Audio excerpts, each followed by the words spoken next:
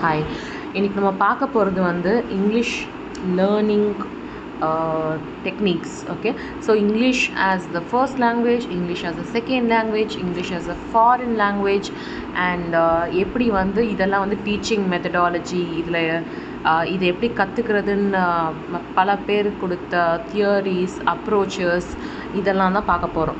Okay, so first வந்து this is mostly about English.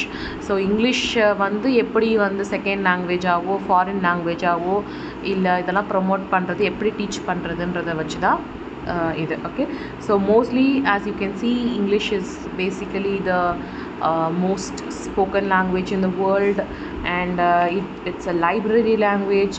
நிறைய பேர் வந்து இதை விண்டோ ஆன் த வேர்ல்டு அப்படின்னு சொல்கிறாங்க. நிறைய டிஃப்ரெண்ட் காண்டினென்ட்ஸை கனெக்ட் பண்ணுற ஒரு லாங்குவேஜ். இதெல்லாம் இவங்க சொல்லனாலும் நமக்கு தெரிய வேண்டிய விஷயம் இதெல்லாம். Because mostly spoken language, wherever English is spoken, people migrate to have an easier life, better life, because most of the people learn English as their second language. Because obviously Britain வந்து they colonized half of the world. Okay, சின்னூண்டு கண்ட்ரியாக இருந்தாலும் Britain நிறைய நாடுகளை வந்து colonise பண்ணியிருந்தாங்க. And அவங்க எல்லாருமே வந்து இங்கிலீஷ் லாங்குவேஜை வந்து ஒரு பார்ட் ஆஃப் தேர் டீச்சிங்காக வந்து கொண்டு போனதுனால நிறைய கண்ட்ரீஸில் English is the official language. அதனால் வந்து people move out from third world countries to have a better quality of life to the western countries because English is spoken there and also they can know a limited amount of English. So இதுதான் வந்து basically true why people migrate. So getting into this topic, there are like மூணு approaches சொல்லலாம். ஓகேவா? So first என்னென்னா English first லாங்குவேஜாக கற்றுக்கிறது. First language in the sense as a பேபியாக நம்ம கற்றுக்கிறது. ஓகேவா? ஸோ ஆப்வியஸ்லி மதர் டங்காக கற்றுக்கிறது. ஸோ ஃபர்ஸ்ட் லாங்குவேஜாக கற்றுக்கிறது இன் த சென்ஸ் எல்லாருக்குமே வந்து அவங்களோட மதர் டங் தான் ஃபர்ஸ்ட் லாங்குவேஜாக இருக்கும். அண்ட் ஆப்வியஸ்லி சில பேருக்கு ரெண்டு லாங்குவேஜ் கூட கற்றுப்பாங்க. Okay, so because father and mother belongs to different languages. So அப்படி இருக்கும்போது ஒவ்வொரு குழந்தையுமே வந்து 6 ஸ்டேஜஸ் க்ராஸ் பண்ணி தான் வந்து லாங்குவேஜ் அக்யூசிஷன் ஸ்டேஜுக்கு போகுது. ஃபர்ஸ்ட் என்னென்னா free talking, that is like babble பண்ணுறது, பே போபோ அந்த மாதிரி கத்துறது, சவுண்ட் மேக் பண்ணுறது, அதெல்லாம்.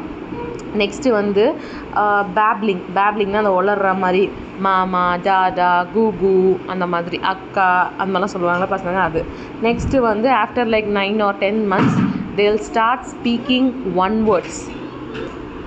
ஸோ அவங்க ஒன் வேர்ட் பேசுவாங்க, அம்மா, அப்பா, தண்ணி அந்த மாதிரி. தென் they'll go to 2 words, தண்ணி வேணும், கதவை தொற அந்த மாதிரி, ஸ்விட்ச் போடு, ஃபேன் போடு, like that. So next 2 to 2.5 years நல்லா கொஞ்சம் கொஞ்சமாக அந்த மழலை சாயலில் வந்து பேசுவாங்க. அப்புறமா வந்து later on they'll talk nicely. 2.5 yearsக்கு மேலே they'll start talking like radio Mirchi. So that's how kids acquire their first language. எந்த லாங்குவேஜ்க்கு குழந்தைங்களை எக்ஸ்போஸ் பண்ணுறோமோ they'll be talking that language by 2.5 years. We don't take classes, we don't teach them, they just imitate, நம்மளை பார்த்து imitate பண்ணி கற்றுக்குறாங்க. இதுதான் first language. இது இங்கிலீஷ்னு மட்டும் இல்லை, what ever language it is, இப்படி தான் குழந்தைங்க அவங்களோட ஃபர்ஸ்ட் லாங்குவேஜை அக்வயர் பண்ணுறாங்க. ஸோ ஃபர்ஸ்ட் லாங்குவேஜ் நம்ம கற்றுக்கிறது தான் வந்து நம்ம வந்து நேட்டிவ் ஸ்பீக்கர் ஆஃப் தட் லாங்குவேஜாகவே வந்து இருக்கும். ஓகே, ஸோ செகண்ட் லாங்குவேஜாக கற்றுக்கிறது. செகண்ட் லாங்குவேஜ் அப்படிங்கிறது வந்து நேட்டிவான லாங்குவேஜ் நம்ம கற்றுக்கிட்டோம் இல்லையா, native in the sense first language நம்ம பேபியாக இருக்கிறதுலேருந்து கற்றுக்கிட்ட அந்த ஃபர்ஸ்ட் லாங்குவேஜ் இல்லாமல் செகண்ட் லாங்குவேஜ் கற்றுக்குறோம். ஓகே, ஸோ இப்போ வந்து நம்ம ஊரில், அதாவது இந்தியாவில் பார்த்தா இப்போ நம்ம தமிழ்நாட்டில் இருக்கோம். இந்த சென்ஸ் நம்ம தமிழ் கற்றுக்குறோம். அண்ட் நம்ம ஸ்கூலுக்கு போனவுடனே வந்து ஸ்கூலுக்கு போகணுன்னு கூட வேணாமே, இப்போது இந்த Cocomelon all that sort of things வந்து நம்மளுக்கு இங்கிலீஷ் ஆஸ் அ செகண்ட் லாங்குவேஜாக இன்ட்ரடியூஸ் பண்ணுறோம். அண்ட் நம்மளுமே வந்து பேசும்போது நிறைய இங்கிலீஷ் வார்த்தைகளை யூஸ் பண்ணுறோம். ஸோ நம்ம வீட்டில் ஒரு குழந்தைங்க இருந்தால் they know the basic English words. நம்ம சொல்லி தான் எக்ஸ்போஷர் கொடுக்கணுன்ற அவசியம் கிடையாது. சும்மா எதாவது விழுந்தால் கூட ஓ மை காட், அவுச் அப்படிலாம் வந்து பசங்க சொல்ல தான் செய்கிறாங்க. I love you, all those sort of things. So அதெல்லாம் சொல்ல தான் செய்கிறாங்க. So they are exposed to the second language. So mostly the second language in India is English. நிறைய இடத்துல வந்து English is the medium of education. Not only in India, British எந்தெந்த இடத்துலலாம் colonize பண்ணாங்களோ அங்கெல்லாம் வந்து செகண்ட் லாங்குவேஜ் மோஸ்ட்லி இங்கிலீஷ் தான். So English தான் நம்ம செகண்ட் லாங்குவேஜாக இந்தியாவில் படிச்சுட்ருக்கோம். இப்போது இங்கிலீஷை செகண்ட் லாங்குவேஜாக படிக்க சில பேர் சில அப்ரோச்சஸ் கொடுக்குறாங்க.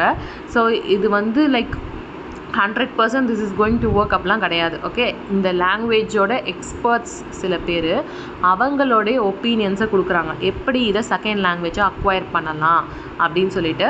த ஃபர்ஸ்ட் ஸ்ட்ராட்டஜி யார் சொல்கிறான்னா டேனியல் மேட்ரிட் அப்படிங்கிற ஒருத்தர் வந்து அவரோட பாயிண்ட் ஆஃப் வியூ, இங்கிலீஷை எப்படி செகண்ட் லாங்குவேஜை அக்வயர் பண்ணுறது, இல்லை எந்த ஒரு செகண்ட் லாங்குவேஜ் அக்யூசேஷனும் எப்படி நடக்குது அப்படிங்கிறதுக்கு ஒரு ப்ராசஸ் சொல்கிறார். Okay, so this is from his viewpoint. First வந்து பார்த்திங்கன்னா ஒரு லாங்குவேஜை மெமரைஸ் பண்ணுறது. ஓகே, ஸோ மெமரைஸ் பண்ணி தான் வந்து பிரெயின்குள்ளே வந்து அதை இன்ட்ரடியூஸ் பண்ணணும், அதுதான் ஃபர்ஸ்ட் ஸ்டெப் அப்படின்னு சொல்கிறாரு.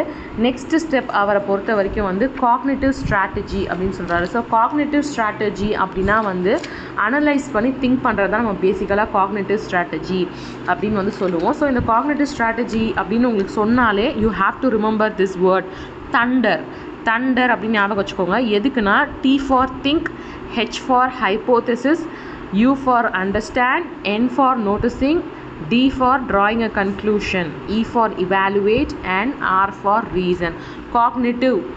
காக்னிட்டிவ் டெவலப்மெண்ட், காக்னிட்டிவ் ஸ்ட்ராட்டஜி, எங்கெல்லாம் காக்னிட்டிவ் பார்க்குறீங்களோ நான் சொன்ன இந்த தண்டரோட வேர்ட்ஸ் வந்து இதில் கண்டிப்பாக வந்து இது எல்லாமே இன்வால்வ் இந்த காக்னிட்டிவ் திங்கிங். ஓகே, ஸோ இந்த காக்னிட்டிவ் ஸ்ட்ராட்டஜியில் இந்த திங்ஸ் எல்லாம் இன்வால்வ் ஆகிருக்கு. This is what you call as cognitive strategy. So இதில் வந்து பார்த்தீங்கன்னா காக்னிட்டிவ் ஸ்ட்ராட்டஜியில் இருக்கக்கூடிய ஸ்டெப்ஸ் என்ன அப்படின்னு பார்த்தீங்கன்னா ரிப்பீட்டிஷன், ஒரு வார்த்தையை சொல்லி பார்க்குறது. ஃபார் எக்ஸாம்பிள் வந்து I love to have an apple, I love to eat I love to eat an apple அப்படின்னு சொன்னால் I love to eat an apple அப்படின்னு ரிப்பிட்டேஷன் பண்ணி அதை ரிஹர்ஸ் பண்ணுறது. அண்ட் ரிசோர்ஸிங், நிறைய இன்ஃபர்மேஷன், புதுசான text book, dictionaries, whatever sources available, ரெஃபரன்ஸ்க்கு பார்க்குறது. ஒரு குரூப்பாக வந்து லைக் எல்லா இன்ஃபர்மேஷனையும் வந்து ரீகால் பண்ணுறது. ஓகே, ஸோ நோட்ஸ் எழுதுறது. அண்ட் தப்பாக இருக்க வார்த்தைகள் எல்லாத்தையும், அதாவது நம்ம தப்பாக ப்ரொனவுன்சியேஷன் ஒழுங்காக இல்லாமலையோ இல்லை தவறான வார்த்தைகளை கற்று வச்சுருந்தா அதை டிடெக்ட் பண்ணிவிட்டு புதுசான வார்த்தைகளை அதை சேர்த்துக்கிறது. சப்ஸ்டியூஷன், பெட்டரான வேர்ட்ஸை வந்து சப்ஸ்டியூட் பண்ணுறது. அண்ட் அந்த வார்த்தையை பற்றி இன்னும் கொஞ்சம் எலாபரேட்டாக படிக்கிறது. அண்ட் அதை வந்து கரெக்டான இடத்துல யூஸ் பண்ண கற்றுக்கிற அந்த காம்ப்ரிஹென்ஷன் ஸ்ட்ராட்டஜி. இது எல்லாமே வந்து பார்த்திங்கன்னா ரொம்ப ரொம்ப முக்கியம் for cognitive strategy. So repeat பண்ணுறது, ரிசோர்ஸ் பண்ணுறது, குரூப் பண்ணுறது, நோட்ஸ் எடுக்கிறது, டிடெக்ட் ஆர் இன்டெக்ட் பண்ணுறது, substitution and elaboration. So next தான் வந்து காம்ப்ரிஹென்சிவ் ஸ்ட்ராட்டஜி. காம்ப்ரிஹென்ஷன், நம்ம சின்ன வயசில் எல்லோரும் காம்ப்ரிஹென்ஷன் நோட்ஸ் எழுதியிருப்போம், if you remember. So comprehension அப்படிங்கிறது வந்து கரெக்டாக வந்து லிசனிங் அண்ட் ரீடிங் ஸ்கில் இருக்கிறவங்க பண்ணக்கூடிய ஒரு விஷயம். ஓகே, ஸோ கரெக்டான இடத்துல கரெக்டான ஃப்ரேசஸ் யூஸ் பண்ணி அதை லிசன் பண்ணி எழுதுகிற அந்த ஸ்கில்ஸ் தான் காம்ப்ரிஹென்சிவ் ஸ்கில்ஸ்ன்னு சொல்லுவாங்க. ஸோ அது ரொம்ப முக்கியம். நெக்ஸ்ட் வந்து மெட்டா காக்னிட்டிவ் ஸ்ட்ராட்டஜி அப்படின்னா வந்து எந்த ஒரு ஹெல்ப்புமே இல்லாமல் நம்மளுடைய லாங்குவேஜ் டெவலப்மெண்ட்டை மானிட்டர் பண்ணிக்கிறது தான் meta cognitive strategy. Okay, so இதில் வந்து பார்த்திங்கன்னா பிளானிங் நம்மளே தான் பண்ணணும், எப்படி படிக்க போகிறோன்றத. டைரக்டட் அட்டென்ஷன், எதில் நம்ம வீக்காக இருக்குமோ, எதில் நம்ம ஸ்ட்ராங்காக இருக்குமோ அதில் நம்மளோட நம்மளோட அட்டென்ஷனை வந்து டைரக்ட் பண்ணணும். அண்ட் எதில் வீக்காக இருக்குமோ அங்கே செலக்டிவான அட்டென்ஷன் கொடுக்கணும். செல்ஃப் மேனேஜ்மெண்ட் நம்ம தான் பண்ணணும், செல்ஃப் மானிட்டரிங்கும் நம்ம தான் பண்ணணும். ப்ராப்ளம் எங்கே இருக்குன்றதையும் நம்ம தான் ஐடென்டிஃபை பண்ணணும். அண்ட் கரெக்டாக எல்லாமே பண்ணுறோமான்றத செல்ஃப் இவாலுவேஷனும் நம்ம தான் பண்ணணும். ஸோ இது எல்லாமே வந்து பார்த்திங்கன்னா மெட்டா காக்னிட்டிவ் ஸ்ட்ராட்டஜிக்கு கீழே வரும். மெட்டா காக்னிட்டிவ்னால் நாமே மானிட்டர் பண்ணி செகண்ட் லாங்குவேஜ் கற்றுக்கிறது. ஸோ நெக்ஸ்ட் வந்து பார்த்திங்கன்னா அஃபெக்டிவ் சோஷியல் ஸ்ட்ராட்டஜி. இது வந்து பார்த்திங்கன்னா சோஷியல் சிச்சுவேஷன்ஸில் இருக்கக்கூடியவங்களுக்கு யூஸ்ஃபுல்லாக இருக்கக்கூடிய ஸ்ட்ராட்டஜி. விச் மீன்ஸ் ஏதாச்சும் தெரியலன்னா கேட்டு தெரிஞ்சுக்கிறது. ஓகேவா, ஸோ இவங்களுக்கு வந்து கிளாஸஸோ இல்லை மானிட்டரிங்கோ கான்ஷியஸான லேர்னிங்கோ தேவையில்லை. இவங்களுக்கு என்ன தேவைன்னா ஒரு எக்ஸாம்பிள்னால் இவங்க வந்து மக்களோட இப்படி தான் வந்து ஆக்சுவலி ஒரு பாயிண்ட் ஆஃப் டைமில் லாங்குவேஜ் கற்றுக்கிட்டுலாம் ஒரு ஊருக்கு போக மாட்டாங்க, அங்கே போய் கற்றுப்பாங்க. இதுதான் வந்து ஆக்சுவலி அது ஒரு கொஷினிங் தெரியாததை கிளாரிஃபை பண்ணி கேட்குறது, இருக்கிறவங்களோட சுற்றி அவங்க கவனித்து அவங்க பேச லிசன் பண்ணி கோஆப்ரேட் பண்ணி கற்றுக்கிறது, அப்படி தனியாக இருக்கும்போது அதை பேசி பழகிக்கிறது, அண்ட் அதையே வந்து செல்ஃபாக வந்து பேசி அதை வந்து கற்றுக்கிறது. திஸ் இஸ் வாட் ஆக்சுவலி கொஞ்சம் டைமுக்கு முன்னாடி லாங்குவேஜ் கற்றுக்கிறதுக்கு ஹெல்ப் இல்லாத போது இப்படி தான் எல்லாருமே லாங்குவேஜ் கற்றுக்கிட்டாங்க. அதுக்கப்புறம் வந்து இந்த கிளாஸு, இந்த self evaluation, all that source இருந்தால் தானே இதெல்லாம் செல்ஃப் எவாலுவேஷன் பண்ண முடியும், சோர்ஸ் இருந்தால் தானே மெமரைஸ் பண்ண முடியும். ஓகே, ஸோ இந்த டேனியல் மேட்ரிட் அப்படிங்கிறவர் வந்து சொன்ன ஸ்ட்ராட்டஜியில் first strategy memory strategy, second strategy cognitive strategy, third one comprehension strategy, fourth one metacognitive strategy, and fifth one தான் social strategy. ஸோ இதை வந்து இந்த 5 டெக்னிக்ஸுமே நம்மளோட மேட்ரிட் வந்து சொன்னார். நெக்ஸ்ட் வந்து பார்த்திங்கன்னா இதில் வந்து English as a second language அப்படிங்கிறத தியரியில் வந்து பார்த்தோன்னா we next go to just Krashen. Okay, Krashen அப்படிங்கிறவருடைய ஹைப்போதசிஸ்க்கு போயிடுறோம். So okay, first Daniel Madrid, இப்போது கிராஷர் என்ன சொல்கிறாரு அப்படின்னா, ஒரு லாங்குவேஜை நம்ம கற்றுக்கணுன்னா நம்ம எந்த லெவலில் இருக்கோமோ, ஓகே, அந்த லெவலை விட +1 லெவல் எக்ஸ்போசிஷன், அதாவது நான் இப்போ செகண்ட் லெவலில் இருக்கேன் ஒரு லாங்குவேஜ்லனா எனக்கு 3rd லெவல் எக்ஸ்போஷர் கொடுத்தா நான் வந்து, அதாவது செகண்ட் லெவலில் நான் இருக்கேன், அப்போது எனக்கு 3rd லெவல் எக்ஸ்போஷர் கொடுத்தா ஐ வில் பிகம் தட் +1, என்னால் ஒரு ஸ்டெப் பெட்டராக அதை அண்டர்ஸ்டாண்ட் பண்ணிக்க முடியும். ஓகேவா, நான் செகண்ட் லெவலில் இருக்கேன், அப்போ எனக்கு 3rd லெவல் லாங்குவேஜ் எக்ஸ்போஷர் கொடுத்தா என்னால் அந்த 3rd லெவலுக்கு ப்ராக்ரஸ் பண்ண முடியும் அப்படிங்கிறத கிராஷர் வந்து நம்பினார். இதை தான் வந்து இன்புட் ஹைப்போதெசிஸ் அப்படின்னு அவர் சொல்கிறாரு. இது அவரோட ஃபஸ்ட்டு அப்ரோச். செகண்ட் அப்ரோச் என்னன்னு பார்த்தீங்கன்னா அக்விசிஷன் ஹைப்போதெசிஸ். இதில் வந்து அவர் என்ன சொல்கிறாருன்னா, there are 2 ways ஒரு லாங்குவேஜ் அக்வயர் பண்ணுறது. ஒன்று வந்து அக்வயர்ட் சிஸ்டம் இந்த சென்ஸ் மற்றவங்க பேசுகிறத கான்ஷியஸாக நம்ம கவனித்து அதை நம்ம சிஸ்டம் அக்வயர் பண்ணுது இல்லையா, லைக் அன்கான்ஷியஸாக நம்ம அதை நோட் பண்ணிகிட்டே இருக்கோம். ஓகே, ஸோ நம்மளோட கம்யூனிகேஷன் அவங்க அப்படி பேசுகிறாங்க, அப்படி ப்ரொனவுன்ஸ் பண்ணுறாங்க, இதெல்லாம் வந்து நம்ம நோட் பண்ணிகிட்டே இருக்கிற அந்த acquired system.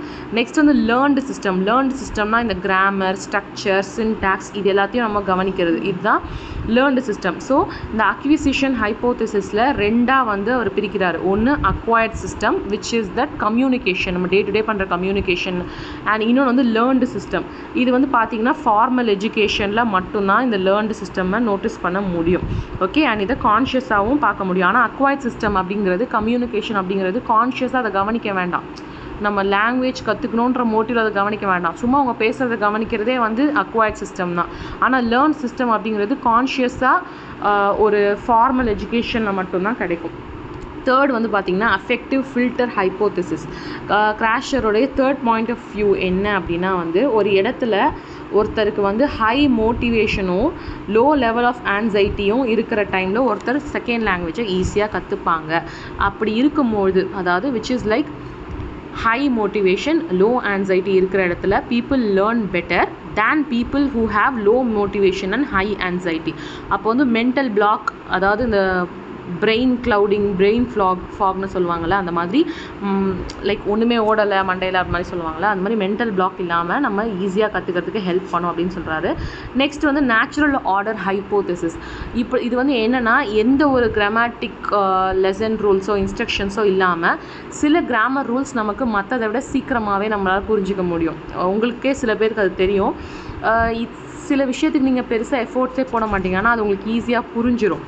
So it depends upon your capacity, your each individual is different இல்லையா, அந்த மாதிரி நேச்சுரல் ஆர்டர் ஹைப்போதெசிஸ்னு அதை சொல்கிறாங்க. Next monitor hypothesis. This is in the sense நம்மளே நம்மளை மானிட்டர் பண்ணிக்கிறது. கரெக்டான லெவலில் ஒழுங்காக மானிட்டர் பண்ணால் we can learn the language better. Over monitoring பண்ணால் ஹை ஆன்சைட்டியும், ஒழுங்காக மானிட்டர் பண்ணலன்னா வந்து we will fail learning that language. So the correct level of monitoring is needed to learn the language. So இது வந்து கிராஷருடைய 5 approaches, 5 hypothesis how to learn the language better. Okay, so first வந்து Daniel Madrid, next வந்து கிராஷரோட methods பார்த்தோம். Next வந்து பார்த்தீங்கன்னா del Hathaway Hymes, இவருடைய point of view how to acquire the second language அப்படின்றது. So first வந்து என்ன சொல்லணும்னா லிங்குவிஸ்டிக் காம்பிடென்ஸ் அப்படின்னா என்னென்னா ஒரு லாங்குவேஜோடைய நாலேஜ் இருக்கணும். Okay, like grammatic rules, vocabulary, pronunciation, spelling இதெல்லாம் கண்டிப்பாக தெரிஞ்சிருக்கணும். That is the linguistic competence. Next வந்து சோஷியோ லிங்குவிஸ்டிக் காம்பிடென்ஸ். சோஷியோ லிங்குவிஸ்டிக்னால் உங்களுக்கு தெரியும், social language. Okay, so society plus language தான் sociolinguistics. so ஒரு societyல you have to know how to use and respond to that language. okay, language தெரியுங்கிறதுக்காக ஒழுங்கா communicate பண்ணனா அது waste. so you have to know in what situation how to respond. next வந்து discourse competence.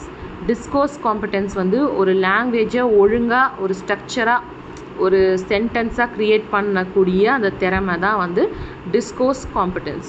So எப்படி வந்து நமக்கு இருக்க caps எல்லாம் நம்ம கற்றுக்கிட்டு அதை ஃபில் பண்ணணும் லாங்குவேஜில் அப்படிங்கிறது தான். நெக்ஸ்ட் வந்து strategic competence.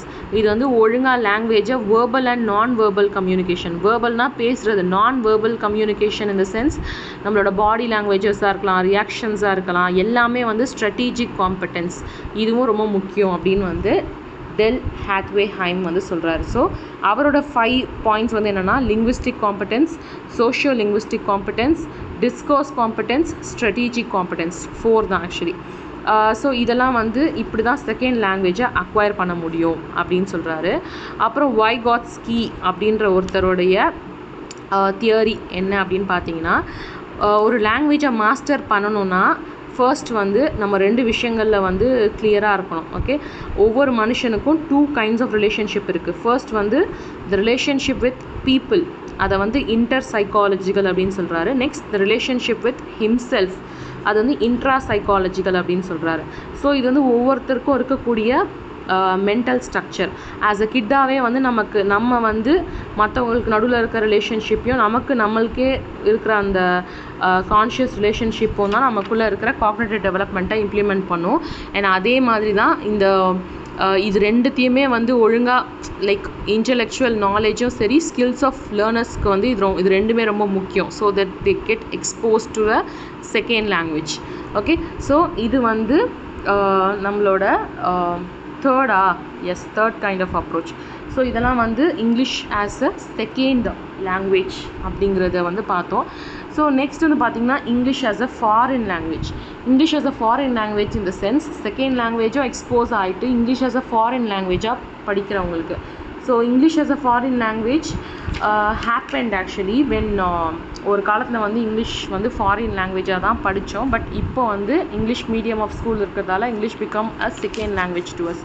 So English as a foreign language இருக்கும்போது இதில் 2 டிஃப்ரென்ஸ் இருக்குது.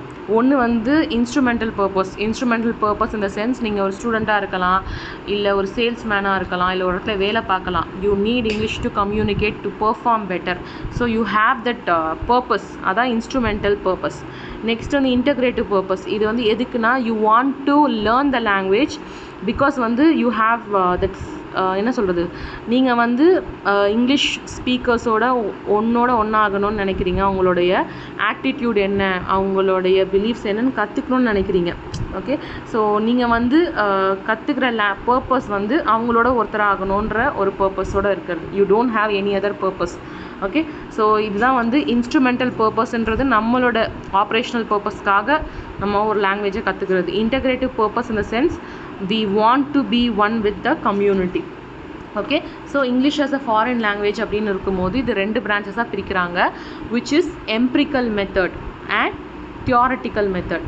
எம்பிரிக்கல் மெத்தட் அப்படிங்கிறது வந்து தி நார்மல் என்ன சொல்கிறது, லாங்குவேஜ் அக்யூசிஷன் வந்து கான்ஸ்டண்ட்டாக வந்து கண்டிஷன் பண்ணி ட்ரில் பண்ணி தான் வரும் அப்படிங்கிற நம்பிக்கையில் இருக்கிறது தான் எம்பிரிக்கல் மெத்தட். தியோரட்டிக்கல் மெத்தட்ன்றது நம்ம புக்கில் படிக்கிறோம்ல, கிராமர், ஃபோக்கஸ் எல்லாமே லைக் புக்கில் படித்து கிராமர்லாம் ஃபோக்கஸ் பண்ணி அதை ஃபங்க்ஷனலாக கொண்டு வரது தான் வந்து தியோரட்டிக்கல் மெத்தட். ஸோ இது 2 பிரான்ச்சஸாக பிரிக்கிறாங்க. பட் இதுக்கு வந்து 3 அப்ரோச் இருக்குது. இஎஃப்எல் அப்படின்னா English as a foreign language. இது வந்து பார்த்திங்கன்னா ஸ்ட்ரக்சரல் அப்ரோச். அதாவது ஒரு லாங்குவேஜை கற்றுக்கணும்னா முதல்ல வந்து அதுக்கு ரிலேட்டடான you have to know enough structurally related எலமெண்ட்ஸை வந்து ஒரு அர்த்தமுள்ள ஒரு மீனிங்கில் கொண்டு வர தெரிஞ்சுக்கணும். அப்படின்னா என்னென்னா grammar. Okay, you have to make sure the words make sense. ஒரு வேர்ட் வந்து ஒரு சென்டென்ஸ் வந்து எப்போ மேக் சென்ஸ்னால் when you know the grammar. Okay, so structural approach அப்படிங்கிறது பேசிக்கலாக கிராமர். ஃபங்க்ஷனல் அப்ரோச்சுன்றது அதை யூஸ் பண்ணுறது. ஓகே, நீங்கள் கம்யூனிகேட் பண்ண ஒரு ஃபங்க்ஷன். ஃபார் எக்ஸாம்பிள், நீங்கள் புதுசாக இருக்கீங்க, ஒரு இடத்துக்கு போய் ஒரு பால் பேக்கெட் வாங்கிட்டு வர போகிறீங்க. You use the language to carry out a function. Okay, that's the functional approach to EFL. Next வந்து interactive approach in the sense ஒருத்தரோட இன்டராக்ட் பண்ணுறது, பேசுகிறது, கம்யூனிகேட் பண்ணுறது. ஓகே, அது ஒரு அப்ரோச். ஸோ இந்த 3 அப்ரோச் இருக்குது. ஒன்று வந்து நீங்கள் ஒழுங்காக ப்ராப்பராக ஸ்ட்ரக்சரலாக கிராமர் வைஸ் கற்றுக்குறீங்க. இன்னொன்று ஒரு ஃபங்க்ஷனை முடிக்கிறதுக்காக கற்றுக்குறீங்க. நெக்ஸ்ட் ஒருத்தர்கிட்ட கம்யூனிகேட் பண்ணுற ஒரு வேயாக வந்து யூஸ் பண்ணுறீங்க. ஸோ EFL டீச்சிங் வந்து பார்த்திங்கன்னா இது வந்து செகண்ட் லாங்குவேஜ் மாதிரி இதோட அப்ரோச்சஸ் வந்து மோஸ்ட்லி இருக்குது.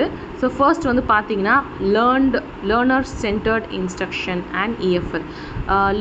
லேர்னர் சென்டர்ட் அப்படின்னு பார்க்கும்போது உங்களுக்கு தெரியும், இது வந்து பர்டிகுலர் சிலபஸ் மாதிரி இல்லாமல் லேர்னர் ஃப்ரெண்ட்லியாக இருக்கும், which creates a low anxiety and high motivation situation. So அப்போது கிராஷரோட தியரியில் நம்ம இதை பார்த்தோம்.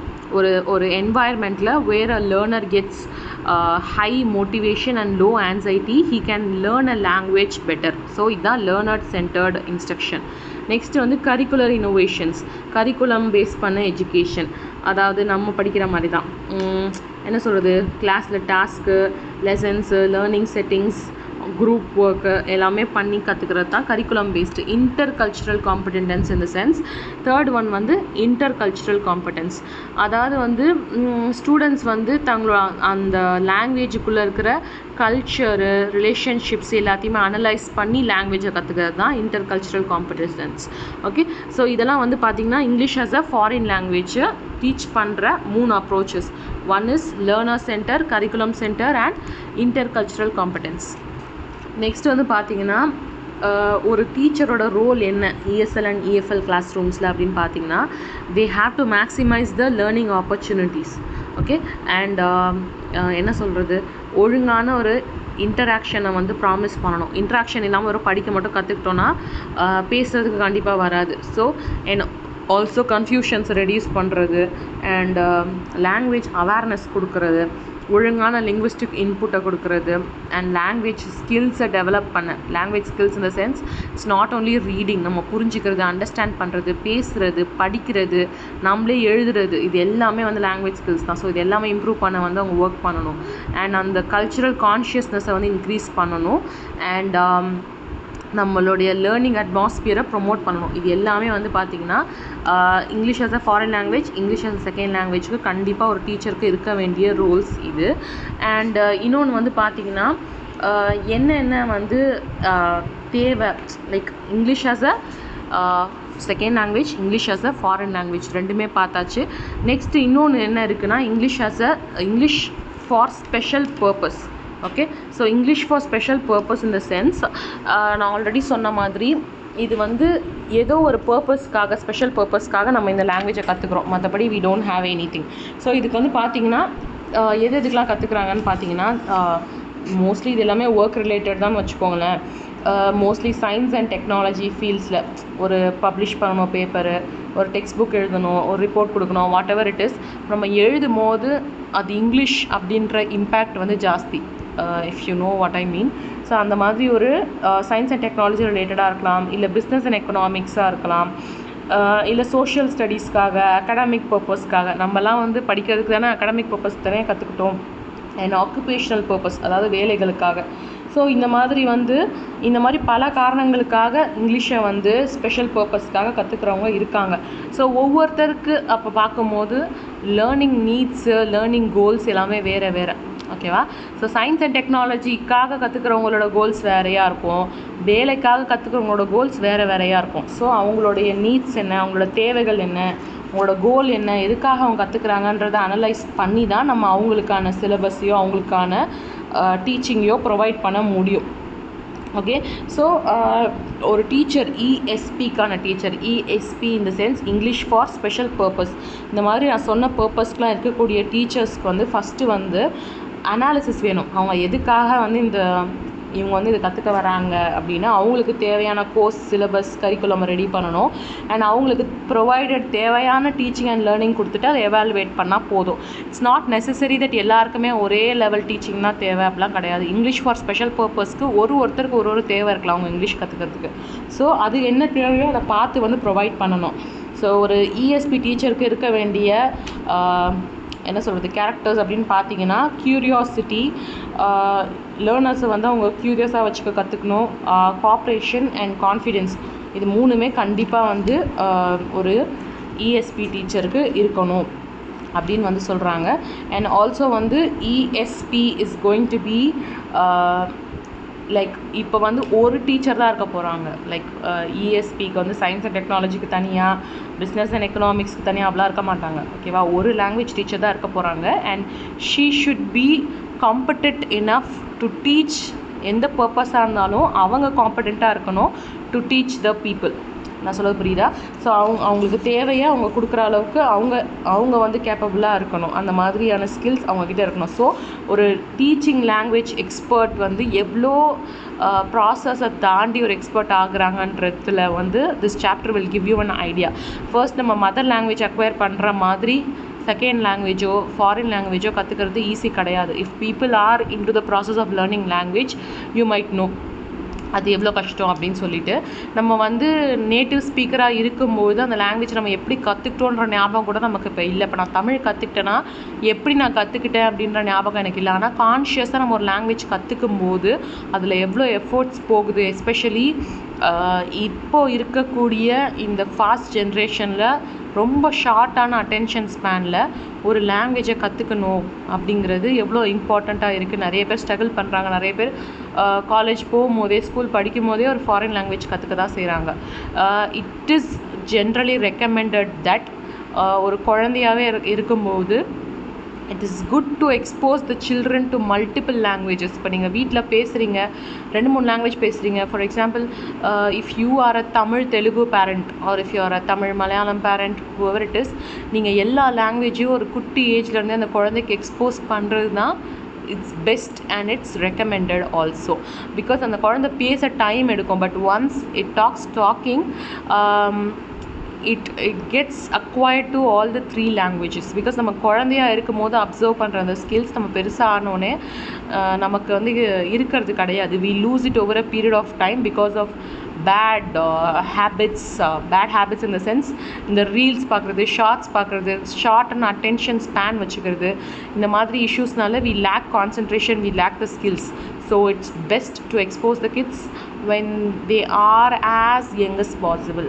So I would like to conclude this lesson with just an outline of first language எப்படி கற்றுக்குறோம், ஃபர்ஸ்ட் லாங்குவேஜ் வந்து என்னென்ன 6 ஸ்டேஜஸ் க்ராஸ் பண்ணி வரும், அண்ட் செகண்ட் லாங்குவேஜாக இங்கிலீஷ் நம்ம எப்படி கற்றுக்குறோம், செகண்ட் லாங்குவேஜ் கற்றுக்கிறதுக்கான மெத்தட்ஸ் பை டேனியல் அண்ட் கிராஷரோட வியூஸ் என்ன, அப்புறமா one more, okay I forgot the name. So Dell Hathaway Hymes அவருடைய வே ஆஃப் திங்கிங் அண்ட் வைகாட்ஸ்கியோடைய interpsychological and intrapsychological way of learning language இதெல்லாம் பார்த்தோம். நெக்ஸ்ட்டு வந்து English as a foreign language அதை வந்து எப்படி கற்றுக்குறாங்க, அதில் வந்து எப்படி கற்றுக்குறாங்க, என்னென்ன ஸ்கில்ஸ் தேவை அது பார்த்தோம். அப்புறமா English for special purpose and special பர்பஸ்னால் என்னென்ன, அதுக்கான டீச்சர் வந்து எப்படி இருக்கணும், how to be a good facilitator while teaching English as a foreign language and English as a second language. So this is the outline of language teaching. So I'm not sure language teachers வந்து like எப்படி வந்து இவ்வளோ different variety of ஸ்டூடெண்ட்ஸை face பண்ணுறாங்க, அவங்களோட டவுட்ஸ்லாம் clear பண்ணுறாங்க அப்படின்னு சொல்லிட்டு. So if you are someone who is into this, let me know. Thank you.